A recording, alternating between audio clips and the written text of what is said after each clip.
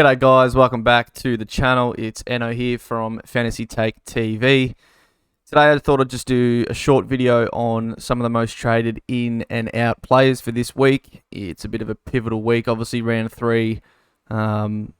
Usually round 3 is when the whole competition is playing their third game, but obviously we know that's not the case this year, but it's majority right. It's, I think, 12 teams. So really got to get our trades right. Make sure we're prioritising the right players in, but also out of the team. So I'll bring that up, and I might look at maybe top 10% and whatnot. Whilst that's not the greatest marker when it's only really been 2 rounds in, we'll still have a look and see what the top coaches are doing. This is how my team's looking into this week. I've done my 3 trades here. So if you watch my video, I'm definitely looking at Young out and Bonner out for Massimo and Tom Powell. But that does leave me with quite a lot of money in the bank. I think it's like almost 300k in the bank. So boosting, I can do a number of things. Right now I've got it as Grundy to Butters. So, Butters, someone, again, like Sarong, who I got in last week, was big on in pre-season. He had that sort of ankle niggle. And then we learned that was his sort of second niggle in the last sort of month leading up into pre-season. Probably overreacted a bit to that news, but I spent the money elsewhere. I got consolidated with Bont and Green. I think I might have changed him to Stewart, and look, I'm actually still happy I did that. Obviously, with all the defender carnage with rookies and whatnot, having that extra premium back there. And I did start Dacos in the mids, but moving him back there after round 1, I could have been in a much worse position here. Say if I had a Caulfield or something like that, got Reed on the bench. Hall was obviously the sub, as we know. So, being able to go Young down to Massimo and not have him like D3, for instance, is a plus. So, look, I could sit on the boost and keep 300k in the bank, but I think getting Butters now, he has such a low break even after that massive game. He's going to shoot a lot up in price, and if you don't really get him now, it might not be until, look, his projections are probably pretty crazy, but I'm not sure if you can see him, but they've got him as going at like 160 and 140 in a couple of games, and look, that could very well happen, and he'll be 700k for quite a while. So he has kind of good history against a few of the teams he's coming up against. A lot of these teams, we've just learnt Clary's out for the week. I think most likely. He's got a broken hand or something, or fractured hand, something like that. Essendon next week, and look, they're all Adelaide Oval. Fremantle, Collingwood, not much of a midfield. They're struggling in there. Saints got Steele, but not much else outside of that. Adelaide, their midfielders are racking up possessions, but again, not much of one. Geelong, not much of one. Hawthorn, not much of one. North's young and upcoming midfields are looking okay, but again, these are all teams he could score quite well against. So, I think that's the way I'm going, and it's just a matter of who's out. And as you saw right now, I've got it as Grundy being able to switch Jackson into the midfield, into the ruck line, and just get rid of Grundy. At this point, you might say that's a bad call. He's got Richmond this week, and then he's got obviously West Coast. We know next week in gather round. But Adelaide Hills is a ground that's, again, it's like the MCG. It's quite a big ground. I haven't liked the way I've seen Grundy play. I know that he had that big score in round 0. But Gawn was sick in that game. Second half, Gawney just didn't fire a shot, and Grundy sort of got free rein to score points.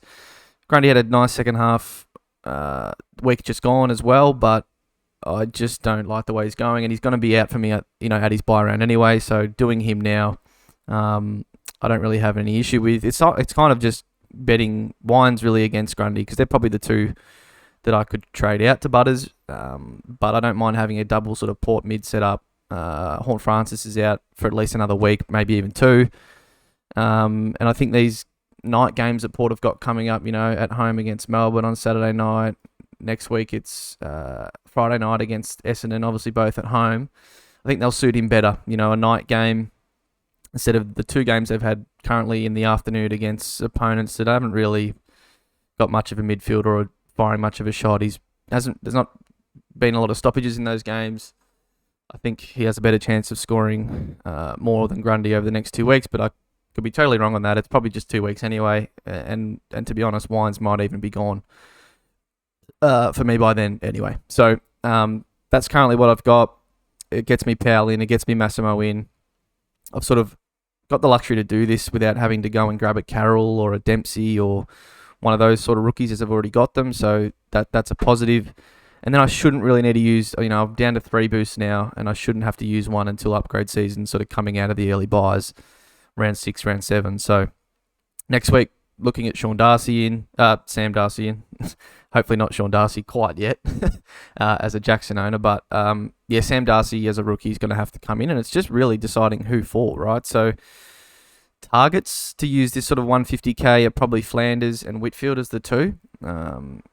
Whether I need to get Whitfield yet, I could do a read up to Whitfield, and then I'll have cash to go, wines down to Sam Darcy, and that gives me a spot to have Sam Darcy in my team somewhere, swing someone to the midfield. Green will be back, and then we can sort of field. Carroll might be a decent field option as well for us over the next couple of weeks. We got sort of a somewhat of a proper timeline on Walsh. I think 2 to 3 weeks they're saying. So Carroll might be a good field option. And again, we'll see with Sexton. He could be one as well that makes way, depending on what happens there, with his role and spot in the team. So Billings is another one too. If he drops a really poor score, like a 50, he'll probably stagnate a bit. And whilst I think it's fine holding him, seeing if he can produce a good score again, it's like his buy is in round 6. He'll have sort of Adelaide and Brisbane at the G, which isn't too bad at the G, but Richmond at the G post-buy. Do you want to hold him that long? I'm not too sure. But, hey, I hope Billings comes out this week with a massive score and puts himself off the chopping block. All right, I've already spoken for too long. Let's have a look at some of those players that I was talking about, most traded in and out. So we'll go with traded in to start with. You can sort of look at it on the right there, but I'll look at it here. It might be a bit easy for you on the big screen. So all coaches, Massimo, number one. I don't think I need to speak too long on him. It's just sort of one of those low-risk plays. He's got a negative 82 break-even. We've seen his role for sort of 2 weeks now.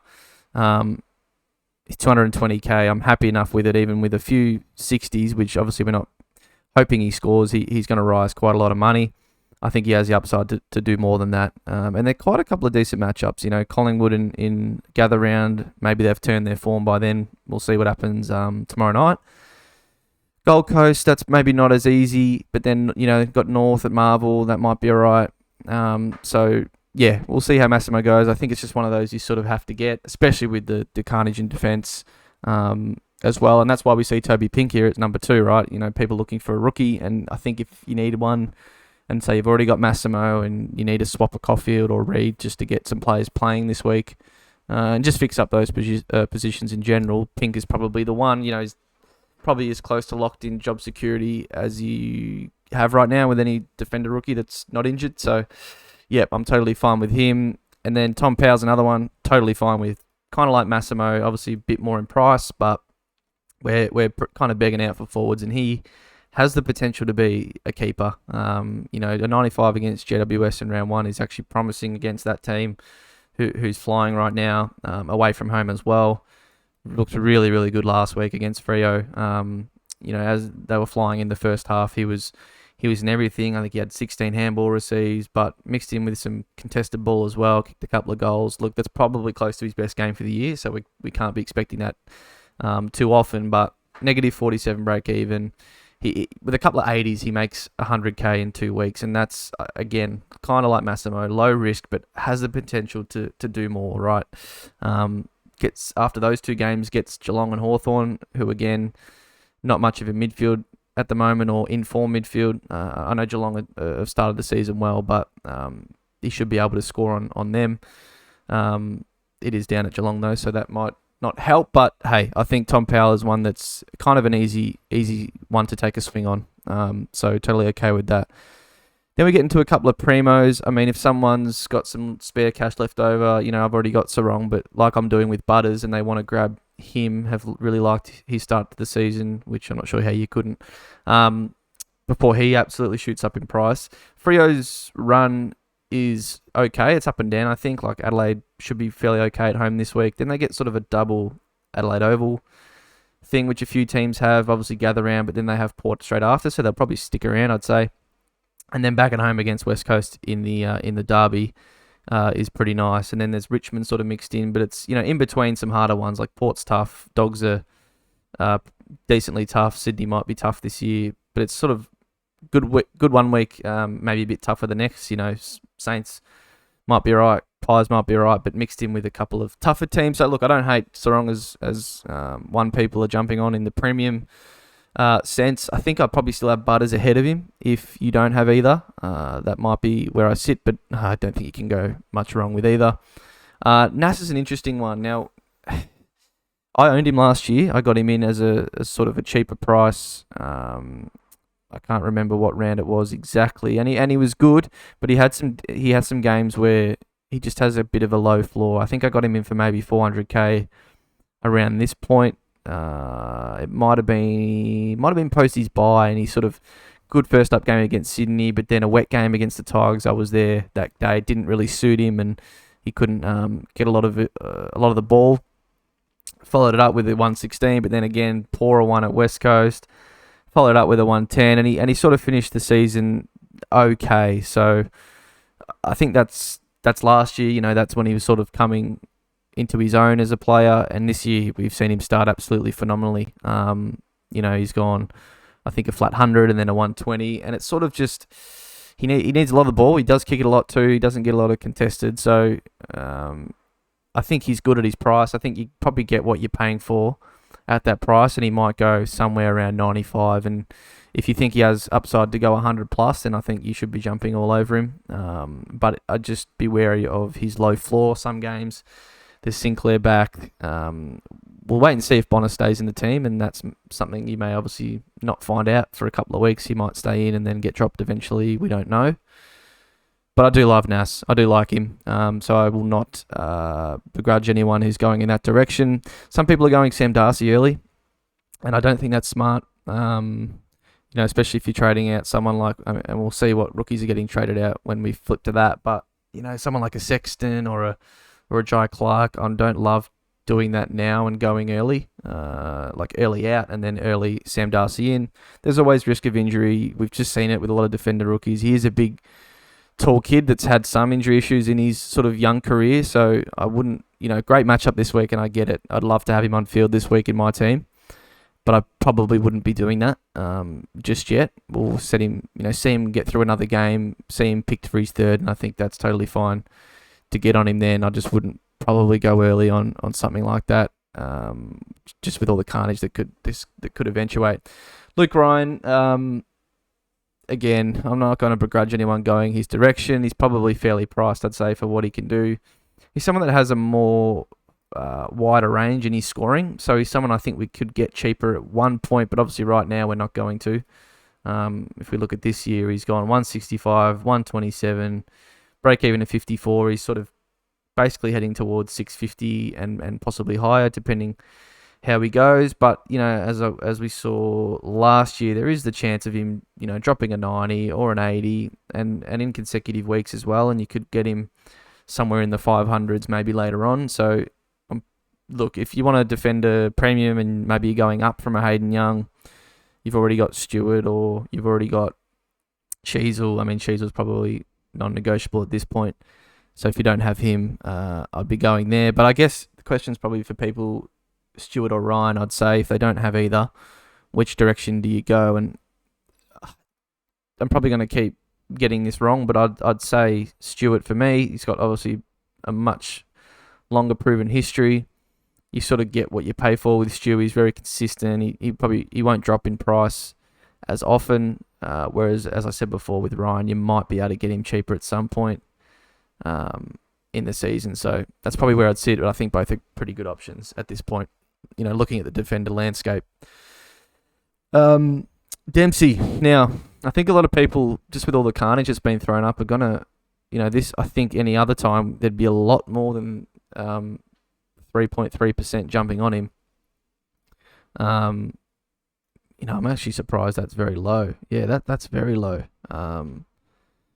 And again, like I said, look, Toby Pink, if we're putting him up against Pink, it's, for me, clearly Dempsey as the better rookie. But just because of all this defender carnage, people have had to sort of, they just don't have the chance or don't have the opportunity to get a forward rookie in. So I guess that's good for me in a sense, already owning Dempsey. I do like his matchup this week against Hawthorn on Easter Monday. And he'd be my number one rookie, really, target for the week. Sort of as one that most, not everyone owns. Obviously, if you don't have McKercher or Roberts or Sanders or whatever, you'd be getting them in. But yeah, I just think that the way the season started, a bit of carnage here and there, and people aren't able to get him. So I'd have him ahead of like Manor. I'd have him even ahead of Carroll, and Carroll might have a good role for a couple of weeks. But as I said, we've got word with Sam Walsh that he's back in, I think, 2 to 3. So his long-term job security isn't great. He might make a bit of cash for me in sort of the short term, but after that, he may even get relegated to maybe a sub role, or he'll just definitely lose midfield minutes, and whether that's playing elsewhere on the ground or the sub, that'll obviously hurt him, and it just depends. Obviously these are low projections, but Carroll could make a quick 100k, and then it's just anything above that is a bonus. So I think with Dempsey you have a lot longer. Like, he's locked into the 22, I think, at this point, and unless he gets in a really bad patch of form, and he can make a very quick 150k. So I'd have him ahead. Luke Jackson is an interesting trade in this week. Not one I think I would advocate for. It's not me trying to gatekeep him or anything, but Big Shrek is back out on the track. He's probably, I think they've said 2 to 3 weeks away. To me, looking at this, and look, I'm no expert, I'm only guessing. Home game this week against Adelaide, he's clearly not going to play. Then they have as I was talking before, with other Freo players, Carlton and gather round at Adelaide, and then Port in Adelaide as the game afterwards that they'll be sticking around for. So to me, it doesn't seem like they'll, logically send Shrek over there, don't play Carlton and send him over there to play against Port. If he's fit and ready to go, then by all means, I'm sure they would. But to me, it looks like he'd probably most likely come back round 6 at home against West Coast. And then whether they play him and then sub him out if that game's going the way we all think it would, which is pretty well, and have him fit, fresh as possible for the week after at home against Tim English and the Bulldogs. That makes the most sense to me. So I think if I were to peg it, I'd have him coming back against West Coast. Is that enough to justify trading in Jackson, who's, could be heading towards, he's obviously going above 600k. It's just how far above he goes, and I'm not sure it's worth getting him in for maybe an 80k, 100k gain and then having to trade him out if his role goes back to more as a forward from beyond. And hey, I'm actually kind of looking forward to Jackson as more of a forward against West Coast. But it's a tough one. If you actually think he's going to, at least get a decent chunk of ruck time when Shrek's back, like I'm talking 40% or more, then I would probably look at bringing him in, but we just haven't seen it, and it's a bit of a hard one to bring him in. It's a bit of point chasing, it's a bit of hoping, and I'm just not sure I'd be doing it. And look, it's only a small percentage, but I probably wouldn't advocate it for. I'd try and get one of those mids in, or fix your defence if that's what needs fixing.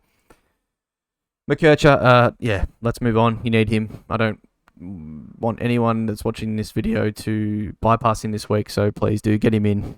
He's going to be on field for us for quite a while in the midfield, and then once he gets DPP, down in defence. And then Lockie Bramble I wouldn't be looking at personally. I think I like Windhager more, who's down a bit further here, traded in as well. Let's go to trade outs, because we'd go for too long if we kept talking all the trade ins. So Hayden Young, number 1, not surprising at all. I was originally maybe more towards the opinion of it's fine to hold him if you wanted to, but the more I look into it, I think, look, Jackson was in the ruck end of last year, and obviously that's no different to who he is now when Young went on a good run. But I just think he's upped his game, and so he's taking more of the ball around the contest. Jackson isn't winning that much of a hit out percentage, but his follow up work is A tier, and it's sort of pushing Young a bit to the side. And then you couple that with Fife, who's also obviously back in the team and in as good as form as we've seen Fife in for 4 years, which to be fair isn't too hard, but back in full-time mids, I think it's just hurting Young a bit. Pair that with his clangers, which I think he will revert. He'll turn those around. But do we have time to wait for this and do we still truly think he's actually a chance of being anywhere near the top sort of 8 to 10 defenders? I think it's at best case down the lower end of that, and he's gonna, another poor score, drop a lot of cash. I think it's no surprise to me why he's the number one traded out player. Caulfield makes sense again. I think a lot of people would probably go in Caulfield to Pink if we look at that. There you go, the number one trade this week. Gibkiss, people still holding on to him, are probably either going to Massimo or to Pink or something like that. Sexton as the fourth traded out player is an interesting one because he did make 50k this week. So I think people are just getting a bit trigger happy with that one. I know he has the bye and people may be going towards Dempsey or something like that. And actually looking here, it's people are going Sexton to Sam Darcy. I can't get around that as we sit right now. Sexton still has money to make. I think he'll be back in defence from here on forward. And if we learn that he's out next week or his role's changed after their bye, then sure, trade him then to Sam Darcy. Don't do it now. I would not be doing that now. That could backfire on you completely. Sam Darcy's probably still going to be a great option, but if Sexton is also one, and say one of your other rookies fails this week or gets injured, you'll be kicking yourself, and I wouldn't want you to go trade him straight back to Sexton. He's still in a role that is good. He's a cheap player that's still, I believe, got a negative break even that can still have a lot of money to be made. So I would not be doing that. I do not like that trade at all. Zach Reed, perfectly fine.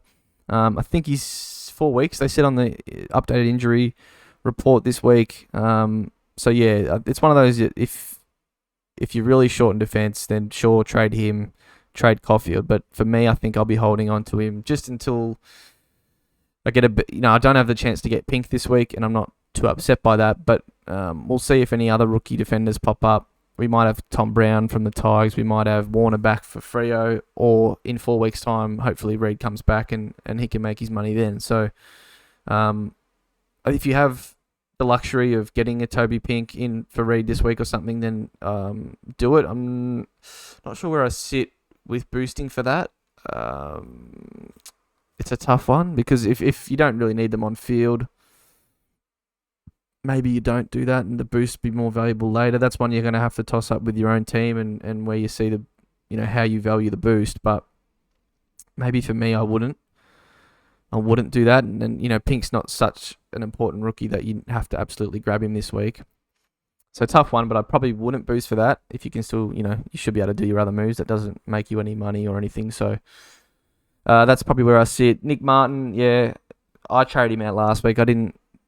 I was really, really close to not starting him. Was disappointed in myself that I did. Obviously, the score didn't help, but I just wanted to see how he went in the role to begin with. And he's getting a lot of the ball. That's no problems, but he isn't really using it well. And he does take on a lot of those tougher type of kicks. Doesn't get a lot of contested. So if they're not coming off, he's open to clangers, but he's also open to just getting no points from his kicks anyway. And what good is that?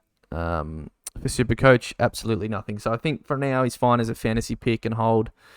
For SuperCoach, I think you can still probably hold if you got other stuff to do. He's got a pretty good matchup this week. His break-even's 120. Maybe you take a small hit and get rid of him in the next week or two afterwards. But again, I guess there's still a slight chance he comes good. And if he posts a good score this week, then you're happy holding him for now until he gets DPP and then just sort of reassess then. So that's what I was worried about with him in my team, that I would sort of get cooed into keep on holding him and not have the opportunity to get rid. So I'm still happy I traded him out. I still think he can actually go quite well eventually, but I'm just going to wait and see on it further down the track. Newcomb, I probably would have traded him out last week, to be honest, after that first up performance, and he's backed it up again with another 66. So don't know what's going on with him. The Hawks mids are really struggling. That's a perfectly fine trade out if you've got him. Berry, I was very close to getting him, and to be fair, I did Bonner anyway, who flopped not as badly, but pretty much just as badly.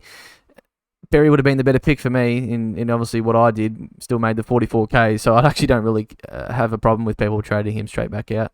It didn't go well. He obviously scored a 20, which we always thought was possible, and he still made 44k, so there's worse trades you can do, and it is quite funny that a lot of people will be just getting rid of him straight away after 1 week, but just forget about it. If you've got, a Dempsey or someone you need, I'd be doing it. Dawson is a tough one because we know how he's started pretty poorly with SuperCoach scoring wise, but he's still getting enough of the ball, tackling very well, and just hasn't been connecting on his kicks. Now, he has a very good history against a few of these teams he's coming up against, so I'd actually be more inclined to keep, and I think as the week's gone on, I've probably moved towards that side more and would still be prioritising trading out Young. And then in the big question I know we had on the podcast, Dawson or Dacos, if you had both, who would you trade out? And I'd almost say I'm actually still Dacos. Or I've come across to Dacos because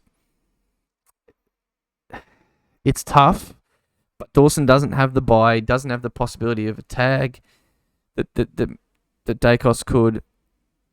They're both, to be honest, if his break even is a little bit higher with he's going probably towards 600k no matter what, and that's quite a bit of a loss. But I think Dacos has the chance to go down further, and he has the buy, so I think I sit with Dacos now as a trade out more than Dawson, and they're not too far off actually, about a percentage point. It's a tough one, but I think that's where I sit. And then Shorty I would be getting rid of as well. I know you're sitting out there with like a lot of these players like Dacos, Young, Short in your back line. I hope you don't have Dawson in your midfield as well. It'd just be a very tough week to manage. But for me, I think Shorty goes even before Hayden Young. For me. The role Hayden Young's playing is still possible for him to go big. Or to at least score some decent points. Whereas Shorty, again, role's decent, but you can cop these games, and he's had them in the past. His break even's 150, pretty similar to Young. I think if you had both and you could only do one, I'd still be trading out Short. It's a hard one, but that's probably where I sit. And Sam Berry can see you later as well. So, yep, spoken for long enough. That's quick thoughts, or quick sort of thoughts on all the players being traded in and out of all our teams. I'll actually go back and have a quick squeeze over the top sort of 10%. As I said, it's not the greatest marker, only 2 rounds into the season, but yeah, a lot more getting Massimo, a lot of getting Jackson. That's interesting in the top 10%. I guess they're trying to hold their rank or avoid, losing a lot of their rank in the, what's this? It sort of looks like it's top, maybe 20,000 or so, maybe a little bit less. So that's quite interesting. That many are getting Jackson. Butters, yep, don't mind it if you got some cash to spend. Powell, Bont, 10% is coming into Bont. That's interesting. McKercher, Roberts, if you don't have them, yep, you got to grab them. Stewart's wrong. 8% are bringing in Livingston. That is bizarre. That is very bizarre. That's funny. Carroll, yep. And going out, again, similar players here. 11% going out.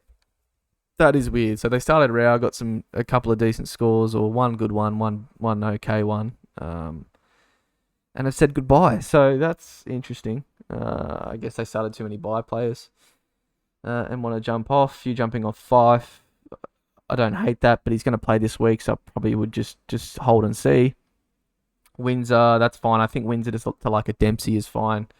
I didn't like Windsor too much. His break even is still fairly low, and he's got a little bit more to make, but I think Dempsey has, he has the ability to make a lot more, and that's fine. Let's see some VCs. 45% still sticking it on Nick Dacos. See if they back him in. There's some word he might play half back, or a bit more half back this week. I don't think he'd ever go back to 100% defense, but let's wait and see what happens. 11% are wrong. 8% on Jackson. That's funny. I think now what I've got is what I'll be most likely going, and that's Butters into Bont. And then no surprise to see Bont as the most captain player heading into this week. So yeah, thanks for watching, guys. We will catch you on the next video. I've got a wedding tomorrow, so yeah, won't be around probably for much of the long weekend, but we will see you next week. Cheers.